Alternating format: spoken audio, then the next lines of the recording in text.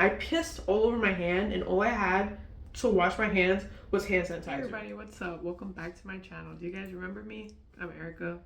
Used to make videos on here. So I know I have severely neglected my YouTube channel, and I'm sorry about that. But if you follow me on TikTok, you will know I haven't like really left the internet or anything. I'm super active on there. It's just, I don't know, TikTok is so much easier to make content on, and when people ask me questions, I could directly respond to them with a video, which is super cool. YouTube is like longer format, and then I gotta edit the video. You know, it requires more effort, so that's why I don't really post on here anymore. On to what this video is about. This video is about my personal experience in my new command. I've been at this command for 6 months now, so I feel like I have a decent amount of things to tell you.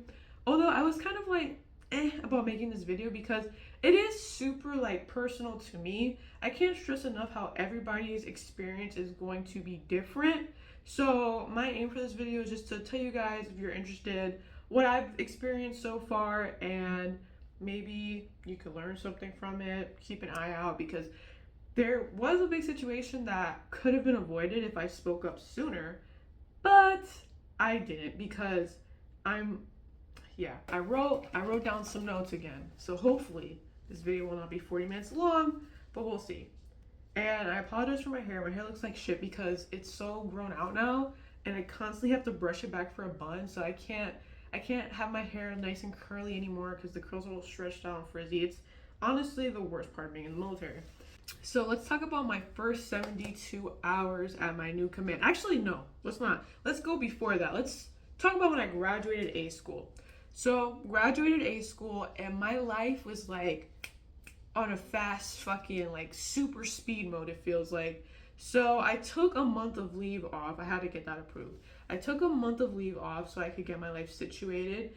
And what that meant was getting my stuff from Jersey, moving it down to where I live at currently, and finalizing, like closing on my house, because I was purchasing my house while I was in A school. As soon as I found out where I was going to be staying, I like try to find a house as soon as I could. And the reason why I was able to buy a house is because I'm married and I was collecting BAH and saving up my money.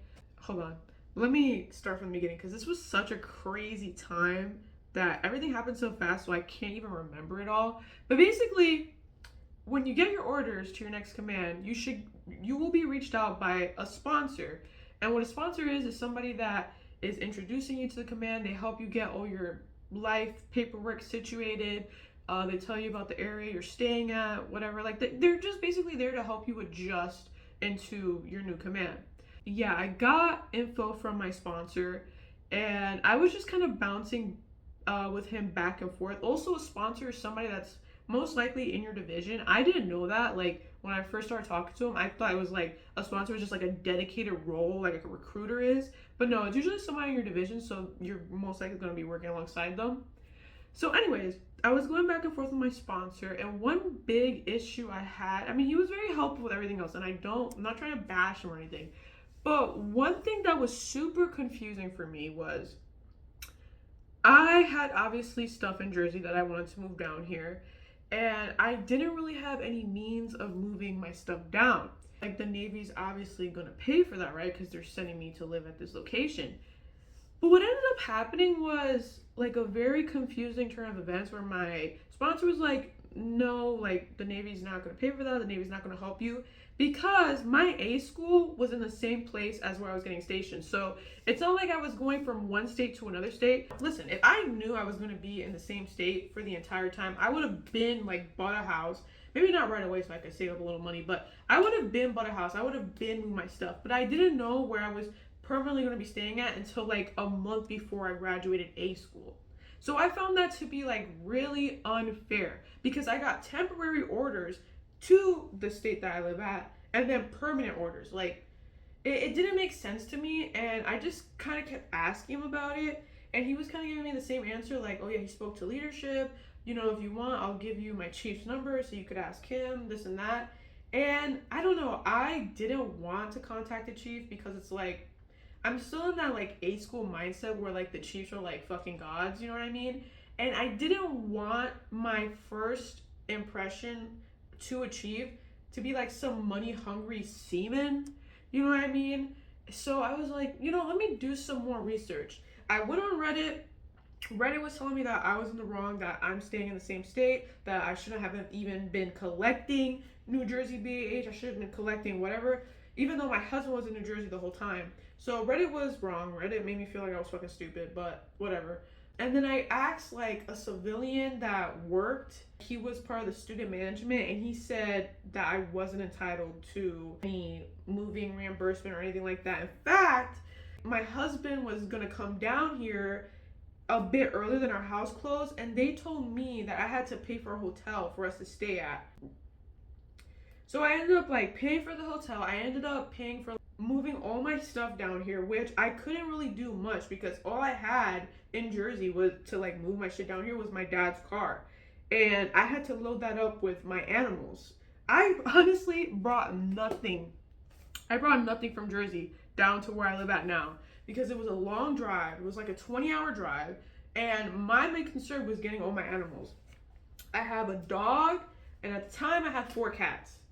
So 4 cats and a dog, plus my brother, my dad, and me in a Jeep Cherokee. That was max capacity, and my dad and my brother came just to help me, like, move in and just to spend time with me. It was actually, honestly, it sounds shitty, but it was it was a really nice experience because I hadn't seen my family in so long. So I went down to Jersey with the intention of not only getting my stuff, but being able to spend time with my family. And that was around like Christmas time too, which was nice. I forgot honestly how many days I spent there. I want to say like a week. But basically, right after that is when I would check into my new command. And now more weird stuff. Like I said, this is like weirdly like specific. Like not everybody's going to have this experience. Originally, they wanted me to check into my command a week earlier than what I was supposed to because they were going to turn the water off the week that I was checking into my command.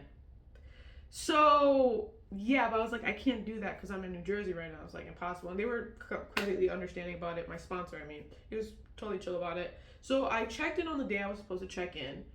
And if I remember correctly, how it went was the first day I went there, I just had to give them like my orders or something. Honestly, guys, I don't remember. My memory is shot, and like so much has happened since then.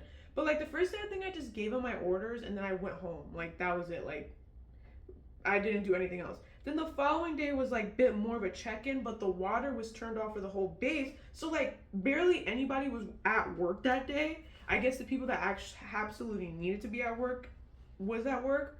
So I remember I did some paperwork with the yeoman. They like got my information where I was staying at, this and that. I ended up doing urinalysis with the water turned off. I think urinalysis is mandatory when you check into a new command, so hopefully the water is running because as a woman, urinalysis is so freaking annoying, and I pissed all over my hand, and all I had to wash my hands was hand sanitizer. And then immediately after that, my sponsor took me to like meet my chief that I would be working under, and he went to shake my hand, and I'm like, bro, I cannot shake your hand right now. Like, just out of respect for you, I'm not shaking your hand. So that was an awesome like first impression. I think like the following days were more normal. I did more like check-in stuff. Basically what they had me do was running around to like a million different departments and like giving them my information, letting them know that hi, I'm here, I exist. Them telling me about what they do, like introducing themselves to me, and yeah, that was it. It was honestly not. It was a pretty chill experience. You know what I mean? I had to sit down with the triad, which is the commander, the XO, and the command master chief, and you just sit down and they like tell you a little bit about themselves and you tell them about yourself. Unfortunately for me, like I'm extremely awkward, so I didn't really tell them much. I'm not like a talkative person like that. I forgot. I don't think I even told you guys like my job role. I mean, if you've watched my previous videos, you would know that I'm in cyber. I'm a CWT. So this is weirdly specific to me and my command, but after we did all the check-in stuff, I was in a little thing called holding. And I wasn't holding when I was in. Holding is actually pretty common in the military. So in boot camp, I was in holding for like a couple days. I was very fortunate in A school to not be in holding for that long. I've heard some people have longer periods of holding, but I think I was only in holding for A school for like 2 weeks. And basically, holding is like they're not ready for you yet, so you're just kind of sitting around doing nothing until they are, essentially. And I was in holding at my command for nearly 4 months. What did I do during that time? Nothing. Like, honestly, nothing. I would just sit in a room all day on a computer because my job is mainly centered around computers, so like we always have computer access. So I would sit on a computer, watch YouTube, and just waste time for like 7, 8 hours.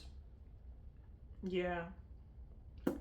I don't know why. I don't know why they don't just let you go home. You know what I mean? And just chill. I don't get it because there's nothing for you to do. So I was so mind-numbingly bored all the time. Every now and then, like they might need like extra bodies to do like some work, so they would come and grab us. But other than that, and by work I mean like I don't know, like set up an event, like put chairs up, put a table up, clean something, like but that was it. Like that was the extent of what I did. So during this time I also like there's also Navy stuff that you have to do. So I just took like some fucking online tests and trainings. You have to do like a shit ton of training. So I was also doing that. I qualified for all the watches that I had to get qualified for at the time. And that's not hard, honestly. Like getting qualified for a watch, you just sit with people that are doing the watch, you ask questions, you learn stuff.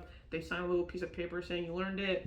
And then you do a board, which is basically a few people that are qualified in that position. They ask you a bunch of questions. Boards are like very common in the military, so not just for like qualifications, watch qualifications, but like all qualifications. So yeah, and I still have more boards to do, and I'm not looking forward to it because I get so nervous. They're just like, I don't know, just icky to me. In holding, I mainly kept to myself. There was other people in holding, but I can't reiterate this to you guys enough. I am extremely like a quiet, reserved person. So, I only say what I need to say and that's it. So let's go back to the pay stuff. Remember the whole moving thing and how that was like so confusing for me? Also, I don't know if you guys noticed, my nails are so fucked up. I hope you guys didn't notice that, but I just pointed out, so there you go. So let's go back to money. So here I am. I think I'm like in month 2 or 3 of holding. I don't even know. But it had been some time. And people are coming in and out of holding, like they're finally able to work their job, so then they leave holding. I just keep to myself. There was a guy that was in charge of us that had to make sure we were all there. I didn't really speak much to him, so I just kept to myself. I'd be on my computer chilling, vibing. And I don't even know how this came about one day. So what happened was I randomly got $800 worth of money, or 1,000, I don't know, somewhere in that range, from the Navy. Like it got deposited into my account. It was extra money that I was not expecting. So I was like, why is the Navy sending me more money? Because I've heard horror stories where the Navy like will pay you more by accident and then not pay you because they're taking that money back. So the way they do that is by not paying you in the future. So when I saw that in my bank statements, I'm like, I should probably mention this. I was talking to like one of the guys that wasn't holding with me, which honestly, awesome guy. Saved my life. Oh my God. So I was talking to him and I was like, yeah, like I randomly got like $1,000 put in my account. I don't know why. And he was like, really? And I love those people that like, honestly, I'm trying to be more like that. People that actually like care and like question more. There's not a lot of good people in the Navy like that like genuinely care about you and like they won't just let you struggle. Like they are going to help you. I've seen a lot of people like that in my command. So I was very fortunate that this guy was one of those people, and we were looking at like my pay statements. We just came to the conclusion, long story short, that I got fucked hard and I should have got way more money. Basically that money that was sent to me was the Navy reimbursing me for the move, but it should have been a lot more. So then we went through this whole process and I ended up getting reimbursed. I think altogether I got like a couple $1,000s paid back to me because that's what I should have gotten for the initial move. And my sponsor kind of got some shit for it because they were like, why didn't she get that money when, like, initially when she was like coming down here, like to help her move? And he was saying that he asked his leadership and everything, and that's the answer they gave him. So I honestly don't know whose fault it was. I don't know if I should have spoke up more, if I should have just like talked to the chief and not been a pussy about it. But at the end of the day, it all worked out because I opened my mouth on a random fucking day, and that guy was nice enough to look into it for me. So shout out to him. And finally, I was able, like near the 4th month, I was able to go with my team and work alongside them. And honestly, guys, like what I've been working alongside my team for the past 2 months. Cyber is so like difficult and weird. And truthfully, I'm still like in the training phase. Like I am nowhere near qualified to work my job role, which I would have never thought because I went through A school for 6 months. But A school is honestly just meant to give you a basic understanding. CWT A school JCAC. It's just meant to give you a basic understanding of like computers and networking and all that stuff. But your job role, they're going to teach you about it when you actually get there. They don't teach you that in JCAC. Yeah, I'm just in a training phase. Like I sit alongside my coworkers and see what they're doing. I'm taking classes, like online classes that the Navy is making me take so I could be proficient at my job. So I can't really say much about my job, guys. My work-life balance is so good. Like honestly, I feel like I have the best job because when I'm shore, like a first term sailor getting a shore command doesn't really happen with most jobs, so that's fucking lit. But like if you guys have seen my previous videos, that's kind of why I wanted this job specifically. So yeah, I'm sure. So my hours are typically like 7 to 3, 7 to 2. Sometimes I get out really early, like 11 a.m. And after that, I just chill. I go to the gym, spend time with my husband and my animals, play video games. Like I am honestly, like obviously there's like minor stresses, like little bullshit work stresses, but I could have it a lot worse. So I am in I was gonna say eternally. I am so grateful for my work-life balance. It's awesome. As far as like my experience, like friendships, relationship, especially me being a woman that is like kind of brown, I would say that everybody at my command has been really respectful to me and really nice. Obviously there's some people that you click with better and there's some people that you are like, but nobody really in my command has ever rubbed me the wrong way like that. And yeah, I think one thing that kind of took me aback about being at my job is like it's very like you do have to like collaborate and talk with people and form like relationships with them because it's like part of the job. And it sucks because I am such an introverted person and I'm such a loner and I hate talking. I think that's something I really need to work on. I don't know. I've always been that person, like, if I don't have anything to say, I'm not going to say it. There's definitely a lot of opportunities the Navy gives you to put yourself out there and to, like, do things for the command, Navy, fun things and stuff like that. I just don't do it because, honestly, I don't really care for it. Like I said, I'm antisocial and I'm trying to get home as soon as possible. But if you have a better attitude about things and if you actually care about, like, putting yourself out there and getting recognition and promoting and stuff like that, then definitely you should do that. Me personally, not like I think the Navy's bad or anything, but I don't see this being my career. I've mentioned this before in my videos where like I just want to be decent at like computers and networking and learn more about that stuff and get qualified to get a good job outside of the Navy. But as far as like re-enlisting or doing 20 years, I don't. As of right now, being in the Navy for a year and some change, I don't think I'm probably gonna do that. Oh my god. Yo, and I forgot to mention I ranked up. How did I forget? I'm not a seaman anymore. I'm a petty officer 3rd class. Ooh. It's cool, but it's like really not like a big deal because most CWTs have that in their contract where you rank up right after A school. I think they do that because you spend so much long in training, so it's kind of unfair, for us not to rank up, I think. Whereas most people, like, their A school's like 2 weeks long and then they get to prove themselves at their job. CWTs don't really have that kind of advantage, so they let us rank up.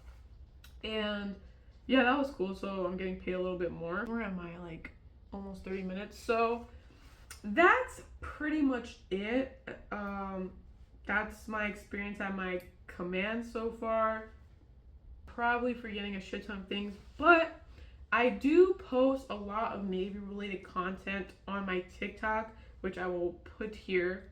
So if you're interested, you could always check that out. Unfortunately, the thing about TikTok is it's like a grid style and it's mixed with all my other bullshit videos that I make, which are dumb videos of my cat or just me talking nonsense. So you'll have to like scroll through that.